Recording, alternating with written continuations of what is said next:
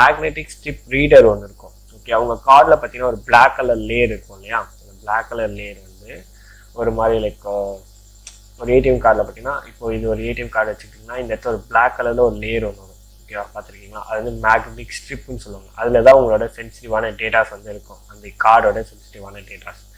So அந்த reader வந்து என்ன பண்ணு பார்த்தீங்கன்னா, அந்த மேக்னெட்டிக் ஸ்ட்ரிப் பட்டு ஒரு ஸ்வைப் பண்ணும்போது ரீட் பண்ணிக்கும் டேட்டாவை. ஸோ அந்த மாதிரி மேக்னெட்டிக் ஸ்ட்ரிப் ரீடர் வந்து அந்த மிஷின் நீங்கள் ஸ்வைப் பண்ணுறப்போ அது ஸ்கேன் பண்ணி உங்கள் டேட்டாவை சேவ் பண்ணும். அவங்க வந்து ஒரு நல்ல ப்ராடக்ட் யூஸ் பண்ணாங்க, அவங்க எந்த ஒரு அட்டாக்கும் பண்ணலைன்னா அதெல்லாம் வந்து எதுவும் பண்ணாது.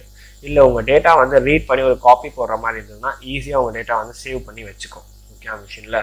ஸோ உங்கள் டேட்டா சேவ் ஆகிடுச்சுன்னா போதும், மேக்னெட்டிக் ஸ்ட்ரிப் ரைட்டர்னு ஒன்று இருக்குது, அதை யூஸ் பண்ணி அவங்க ரைட்டர் மூலமாக அந்த மேக்னெட்டிக் ஸ்ட்ரிப்பில் அந்த டேட்டா வந்து ரீப்ரொடியூஸ் பண்ணி ரைட் பண்ணி கார்டு மாதிரி ஒரு பிளாஸ்டிக் கார்டு டம்மி கார்டு வாங்கி அதில் ஒட்டி உங்கள் கார்டை ஈஸியாக 5 minutes க்ளோன் பண்ணிடுவாங்க. ஓகேவா?